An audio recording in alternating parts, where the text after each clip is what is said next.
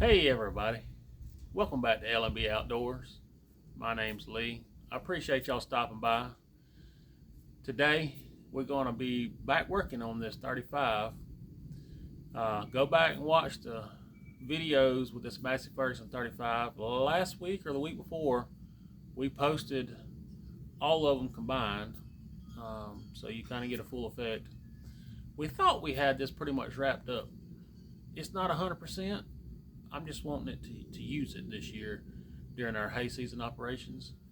So we took it out to the fields, just getting it some exercise, and it just started giving me problems. So I think I've narrowed it down to the actual water pump on this, and we're going to try to at least get this water pump ripped off today and see if we can find the issue. And we got us one on order already. So today we're just going to remove the water pump, and I'll show y'all how we do that. So y'all stay tuned. All right, I've done removed the hood. For those that don't know how to remove the hood, you only got really two bolts. You got a bolt down here. You got a bolt down here. And if your hood has headlights on it, you might have to disconnect some wiring. Then you just lift that hood off and move it to the side. You see it sitting out there. Next, we've got to get the radiator off.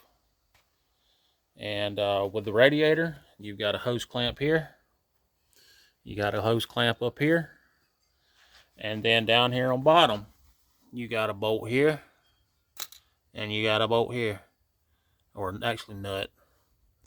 So we're going to take these off. We're going to take the hose clamps off, and then we'll get this radiator out of the way so we can get in there closer to the water pump. Alright, we're going to go ahead and take this bottom clamp loose. I still haven't drained the water, so we'll have to drain the water out of it. It's just water. I haven't put antifreeze in it yet.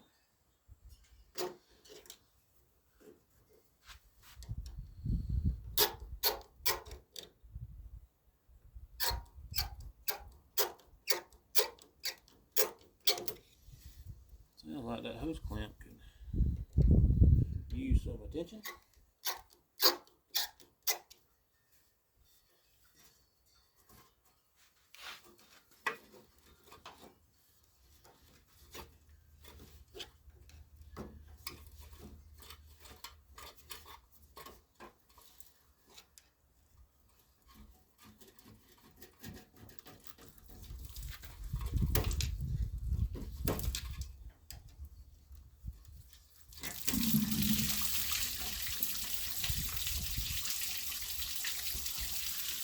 We'll let that drain a minute. Didn't take too long. Now we'll get this top hose.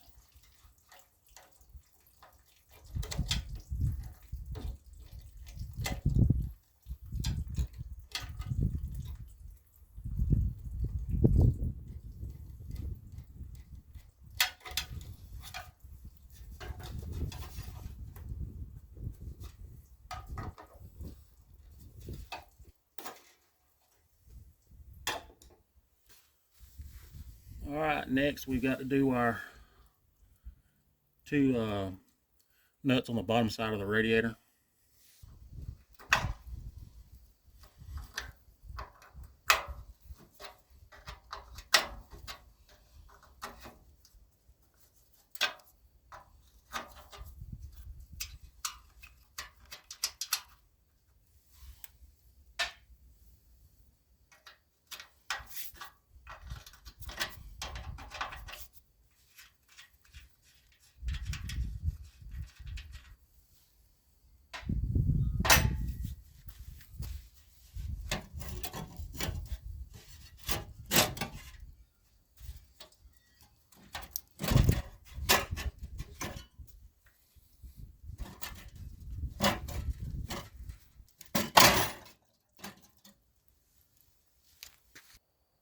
So we're getting closer. One step farther. This is your actual water pump right here. Now, when you go to order your water pump, you need to take note of your bolt spacing. You have two different versions. This is a 3-cylinder Perkins diesel engine. They have two different styles of water pumps for this. One style is the bolts are equally spaced in a square. It's kind of hard to tell on camera, but these are not. They're more of a, these top ones are more in than these bottom ones, kind of a more of a trapezoid type configuration. And this center hub is smaller in diameter than the traditional 4-bolt that you would find. So whenever you go to order, make sure you look at that before you order. You know, that would suck to get the wrong part in and have to wait another week or two. So next step's going to be getting this fan blade off, and then we got to loosen up the alternator bracket and get the belt off.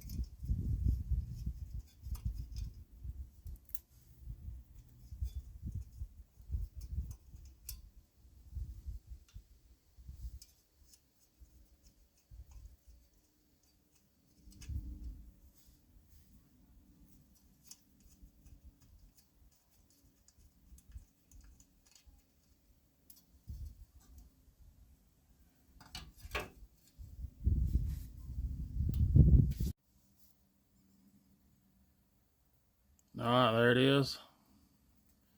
Even though we're going to rip this water pump off to keep from losing bolts, just put them back in a few threads so at least you know where they're at.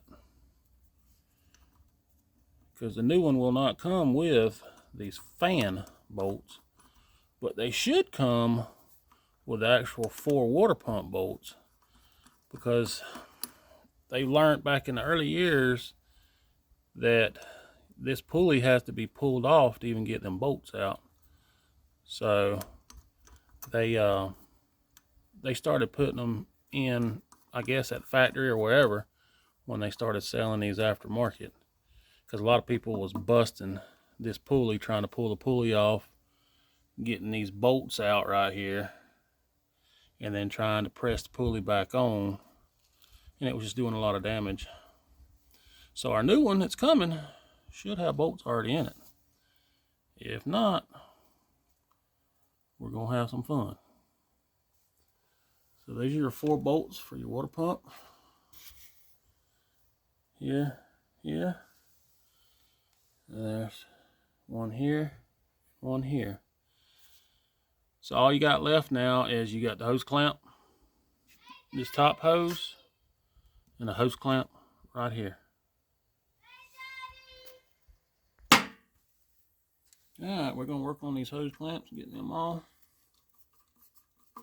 We'll go ahead and take this bottom one off while we're here. You got this one.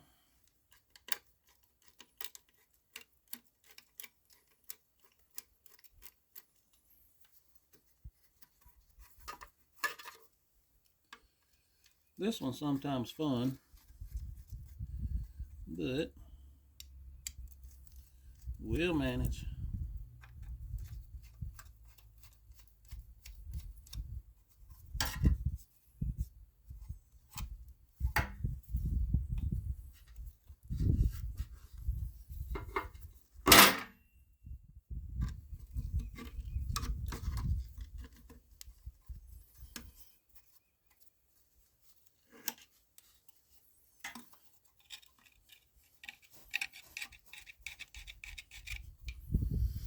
There it is.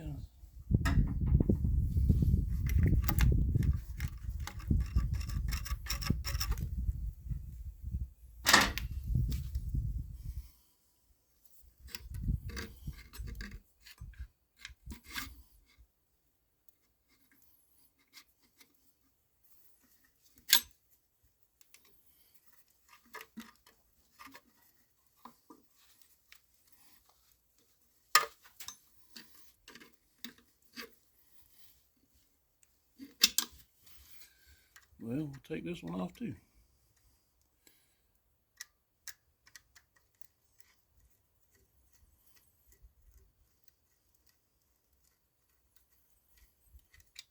One way or two, it's coming off there.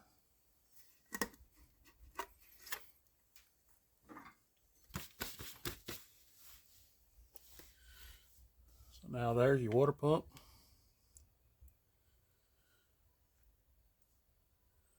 We're going to get these 4 bolts off. I wanted to quickly go over the symptoms I was having with this that led me to the water pump. So was tootling around in the field, and it started wanting to overheat on me, puking out the overfill line on the radiator. So I quickly got it back to the house, and the first thing that come to my mind was, okay, I've got a stuck thermostat. So I let it cool, and I crunk it. After it cooled, I crunk it back up, and I wasn't getting any water movement. You should see water flowing out the top radiator hose, and you can see down in that radiator, and you couldn't see any water movement. And I said, yeah, it's got to be a thermostat. So I shut it back down. I took the gas tank and everything back off, and took the thermostat housing, took it loose, took the thermostat out, put the housing back together, put it all back together, filled it back up with water, crunk it, and I still wasn't getting water flow movement. And I know that the thermostat is out of play now, so there's no restrictions in this system. And so at that point, I reached down and grabbed the bottom radiator hose and gave it a squeeze a couple of times, you know, trying to just purge. Maybe that might have had an air pocket, trying to just purge the air out. And when I done that, it started flowing a little bit. You can see it when I squeezed it, it would purge back into the top side of the radiator. But then for 10 seconds after that, it would be flowing pretty decent water flow. But then it would just trickle and fade away to nothing. So my theory, and this is just a theory, I've got 2 possible causes. One is that the water pump fins themselves on the water pump has kind of rusted away enough where your clearances around that water pump housing isn't close enough to keep a suction. And that's possible. This thing's set for 30 years. Or 2, that impeller might be spinning on that shaft to a certain degree. I don't know. If y'all have had problems like this, man, drop it down in the comments. Let me know what y'all think. I know it's not a head gasket. I don't have any bubbles coming in the system. It's not overpressurized in the system in that way. So the only thing it can be is this water pump. So we're going to get this thing ripped off and go from there. But like I said, shoot me some comments. Let me know what y'all think. If you've had the same issue before, it ain't even got to be on a tractor. It could be on anything else. Can this water pump cavitate and not pump? I've kind of heard of that before, but I've never seen it. Let me know. All right, like I showed you, we got 4 bolts to get out. Now these bolts are longer. They go through the casing quite a ways. So we'll kind of have to take them all off kind of in sequence where they're coming out about the same time, because they'll hit on this back side of the pulley. So here we go.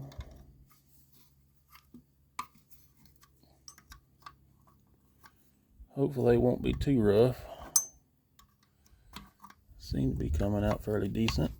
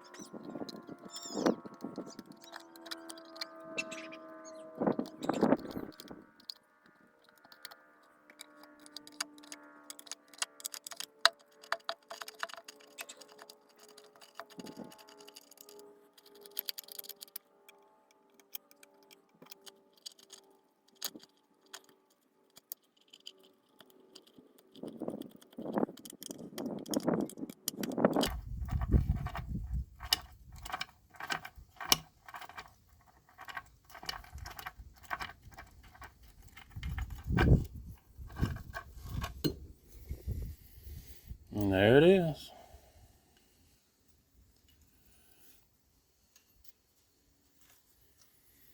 See how the bolts stay in there? You can't really get them out because of that pulley.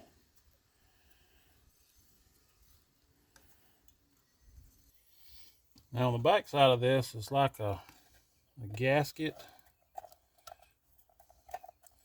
Some of them I think is like maybe in a stainless steel backing plate, not sure. We're going to take this off where we can at least look. Maybe we can inspect and see if we can see anything. Just curious, you know. Might as well dissect this one. See what makes it tick.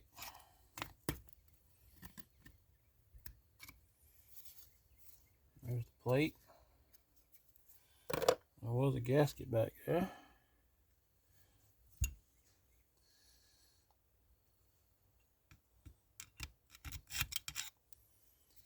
I'm not seeing anything out of the normal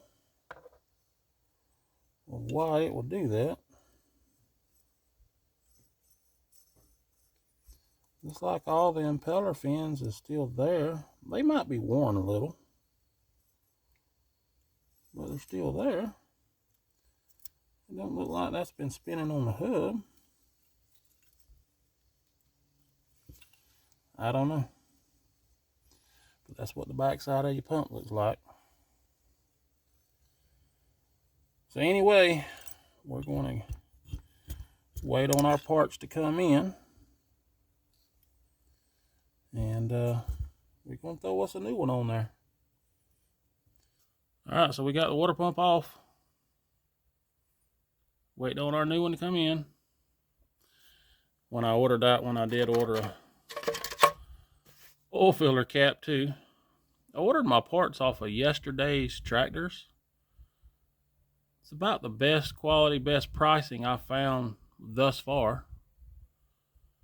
So we'll see when the product does come in. But that's going to wrap it up on this one. And in the next episode, we'll put it back together with a new one. But I appreciate y'all watching. Y'all hit that like, comment, share, and subscribe button. And we'll see y'all next time.